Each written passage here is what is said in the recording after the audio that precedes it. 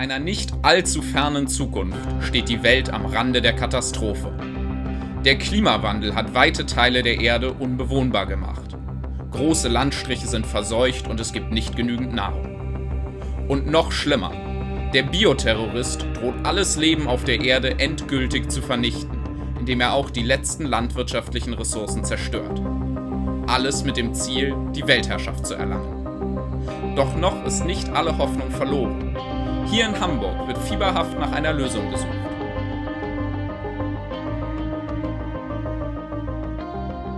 Und genau deshalb denken wir, dass wir eine Lösung für das Problem gefunden haben.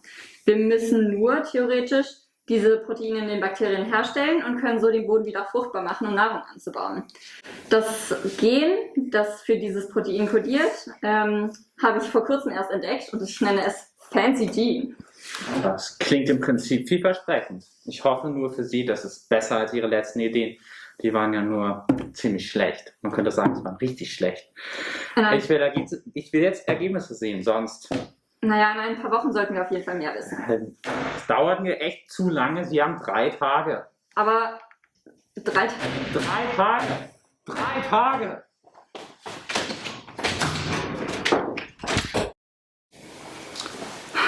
Ich schaffe das niemals in 3 Tagen. Wie denkt er, wie das funktionieren soll? Und warum nimmt hier keiner ab?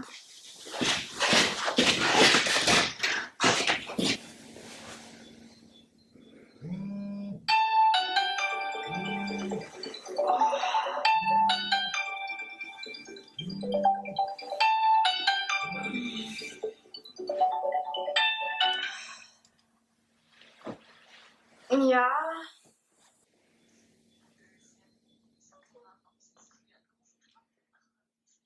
Was? Was hast du gesagt? Ach du Scheiße, ich komme sofort ins Labor. Ich bin in 5 Minuten da. Bis gleich.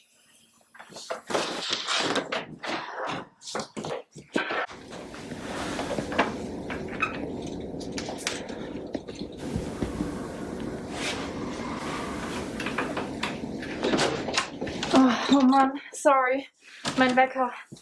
Klagst du aufgeregt am Telefon? Wie lief die Besprechung? Naja, wie soll es schon gelaufen sein? Wir haben nur 3 Tage Zeit, um Ergebnisse zu liefern. Ich weiß nicht, wie wir das schaffen sollen. Oh Mann, keine Sorge, wir kriegen das schon irgendwie hin. Wir brauchen nur einen guten Plan. Also. Wirklich sicher, dass das funktioniert? Haben wir das irgendwo schon mal ausprobiert? Gegen die Dunkelheit, die uns in der Zukunft erwartet, ist die Molekularbiologie die einzige wirksame Waffe. Mit ihr ist es möglich, Organismen dazu zu bringen, neue Funktionen zu erlangen, die zum Wohle der Menschen eingesetzt werden können. Unsere beiden Wissenschaftlerinnen hatten die geniale Idee, Bakterien so zu verändern, dass sie den verseuchten Boden reinigen können. Zusätzlich werden diese Bakterien, damit sie später identifiziert werden können, unter UV-Licht leuchten. Spannend, nicht?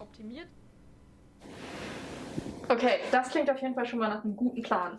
Weißt du denn, wie wir jetzt weiter vorgehen? Also wir brauchen ja ganz viele Bakterien, um die Proteine überhaupt herstellen zu können. Das heißt, wir nehmen uns die Bakterien, geben sie in Nährlösung und erwärmen sie dann, damit sie sich schön teilen können.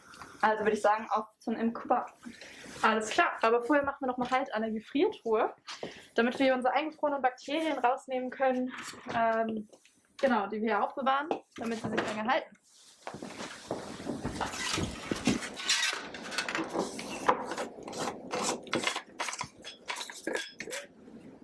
Ja, wir müssen jetzt besonders vorsichtig sein, damit wir das nicht mit anderem biologischen Material verunreinigen.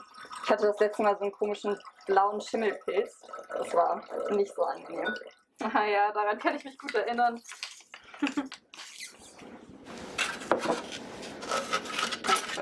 So.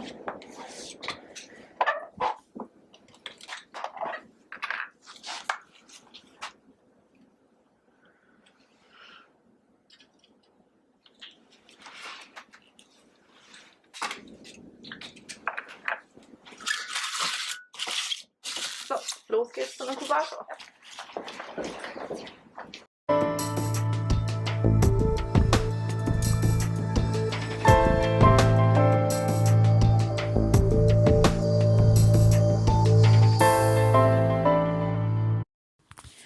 Bitteschön, ab in den Inkubator damit. 37 Grad als perfekte Umgebung für die Bakterien zum Teilen sind schon eingestellt. Jetzt heißt es nur noch warten. Und das nicht zu kurz. Als Molekularbiologe muss man oft lange warten. Endlich sind die Bakterien reif für die Ernte. Das erkennen wir an der Trübung des Nährmediums. Die Bakterien sehen soweit gut aus. Weiter geht's. Leider war die Arbeit hier noch nicht zu Ende. Man kann nicht ganz normale Bakterien nehmen, um sie zu verändern. Genetisch modifizierbar sind nämlich nur die sogenannten kompetenten Bakterien. Kompetent bedeutet in dem Fall, dass die Bakterien fremde DNA besser aufnehmen können. Um das zu erreichen, werden die Zellwände der Bakterien porös gemacht. Die ersten Schritte zeigen hier, wie die Bakterien konzentriert werden, damit wir eine möglichst hohe Menge Bakterien in einem möglichst kleinen Volumen erhalten. Das erreichen wir durch eine Zentrifugation.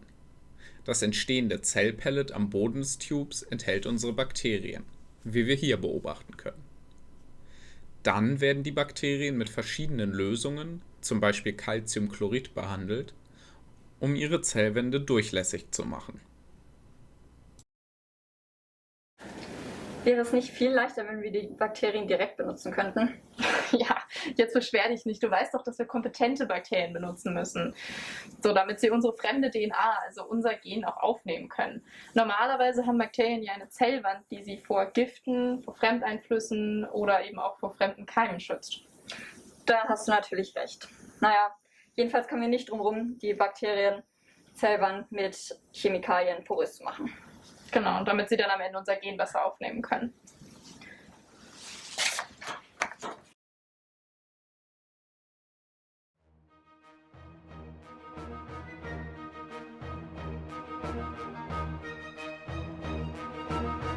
Nichts ahnend von der Gefahr, die sich über der Welt zusammenbraute, setzten die Wissenschaftlerinnen die Arbeit im Labor fort.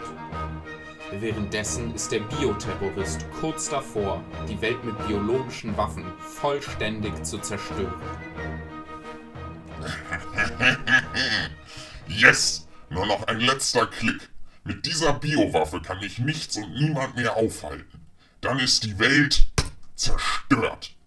In 6 Stunden wird sich das Leben auf der Erde komplett verändern.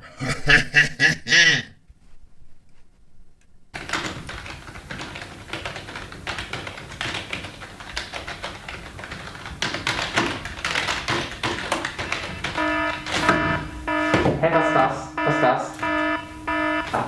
Biobombe? Biologische Waffe? Mann, ich muss den Luftwaffe anrufen.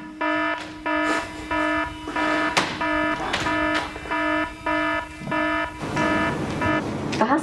Aber wie sollen wir das jetzt noch schneller machen? Das war quasi vorher schon unmöglich. Das funktioniert aber nicht so einfach in der Biologie. Wie soll das gehen? Einfach aufgelegt. Das war der Politiker. Scheinbar brauchen sie die Bakterien jetzt noch schneller. Was? Wie sollen wir das denn schaffen? Wir haben doch bislang nur die Bakterien mit durchlässigen Zellwänden.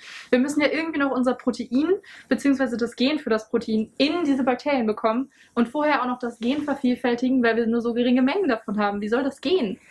Ja genau, grundsätzlich ist das zeitlich schon mal richtig knapp, aber wir könnten eine PCR als erstes machen. Das sollte uns zumindest etwas Zeit verschaffen. Ja, das ist eine gute Idee.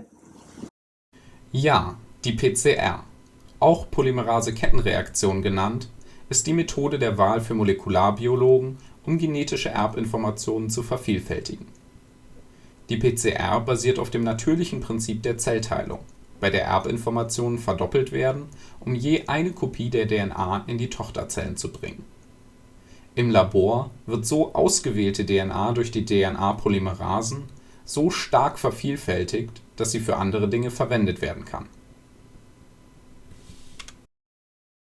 Schnell, was machen wir als nächstes? Okay, wir haben unser Gen jetzt vervielfältigt. Das ist auf jeden Fall schon mal ein erster Erfolg. Aber wir können unser Gen jetzt noch nicht über die poröse Zellwand der Bakterien schleusen.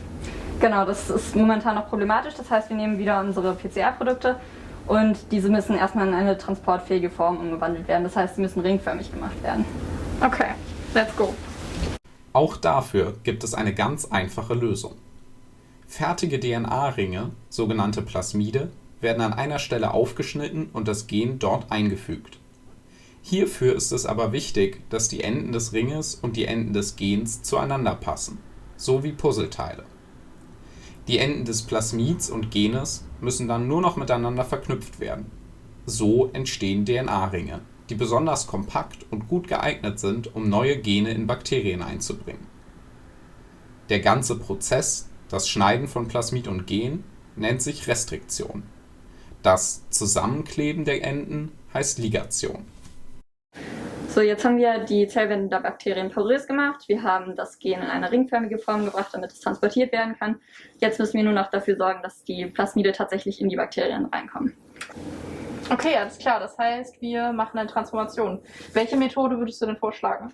Ich denke, die Hitzeschock-Transformation ergibt am meisten Sinn. Dafür erwärmen wir die Bakterien zunächst auf 42 Grad Celsius und dadurch werden sie eben angeregt, die Plasmide auch aufzunehmen und in sich reinzuschleusen. Ja, das ist eine super Idee. Wir haben keine Zeit zu verlieren, legen wir los. Das Gen, das wir in die Bakterien einschleusen, wird zu den kompetenten Bakterien gegeben. Die Bakterien werden zunächst auf Eis gelagert und heruntergekühlt. Dann führt man den Hitzeschock durch, indem man die Bakterien für einige Sekunden auf 42 Grad erhitzt. Die Bakterien nehmen dadurch die zugegebenen Gene auf. Es ist nicht zu erkennen, dass wir uns vielleicht in den letzten Minuten unseres Lebens befinden. Aber die Zeit wird langsam knapp. Unsere beiden Wissenschaftlerinnen arbeiten auf Hochtouren. Fast geschafft. Wir haben jetzt die Gene für unser Protein schon in unsere Bakterien eingebracht. Die Frage ist jetzt nur, wie überprüfen wir, ob unser Experiment erfolgreich war? Dafür haben wir neben unseren Zielgenen extra noch Gene für fluoreszierende Proteine mit in die Bakterien eingebracht. Das heißt, wir müssen diese Bakterien jetzt nur noch wachsen lassen und schauen am Ende, ob sie unter UV-Licht rot leuchten. Genial. Die zuvor transformierten Bakterien haben die Gene für unsere Proteine aufgenommen. Nun werden diese Bakterien auf eine Platte aus Nährmedium gegeben, auf dem die Bakterien wachsen können. Hierfür werden sie, wie hier zu sehen ist, auf der Platte ausgestrichen, um sie möglichst gut zu verteilen. Wichtig ist hierbei, dass man sauber arbeitet und die Geräte, wie hier unseren Spatel, desinfiziert. Auf diese Weise wird verhindert, dass sich andere Keime auf den Platten vermehren. Unsere gentechnisch veränderten Bakterien haben wir jetzt hier auf diesen Platten. Jetzt müssen wir nur noch dafür sorgen, dass diese richtig gut wachsen, die Bakterien. Das heißt, wir stellen sie bei 37 Grad Celsius in den Inkubator. Dort können sie dann sich besonders gut vermehren. Und wir brauchen ja auch relativ viele, da unser letzter Tag schon angebrochen ist. Müssen sie sich besonders beeilen mit dem Wachsen. Ja, allerdings, also für die Weltrettung werden wir so einige brauchen. Aber sag mal, grundsätzlich haben wir jetzt unsere Bakterien auf diesem Nährmedium ausgestrichen. Wie können wir denn jetzt eigentlich dafür sorgen, dass sich keine anderen Keime auf diesem Nährmedium vermehren? Dafür haben wir extra noch ein Resistenzgen mit in die Bakterien eingebracht. Das heißt, in diesem Nährmedium ist ein Antibiotikum drin und nur die Bakterien, die auch dieses Resistenzgen mit eingebaut haben, können auf diesem Nährmedium wachsen. Und alle anderen Keime, also sowohl Bakterien als auch irgendwelche anderen Keime, können auf diesen Platten nicht überleben.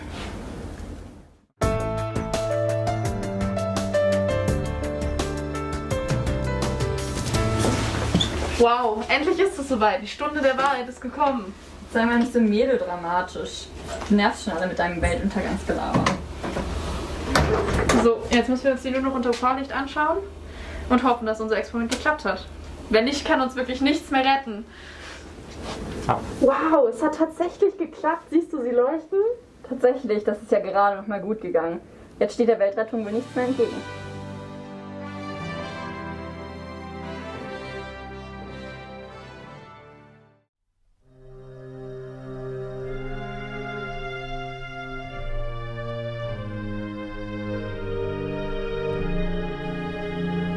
Am Anfang hatte es ja nicht gut ausgesehen, aber zum Schluss siegt die Wissenschaft und unsere beiden Wissenschaftlerinnen gehen als Heldinnen in die Geschichte ein. Die Welt ist gerettet. Bis zur nächsten Katastrophe.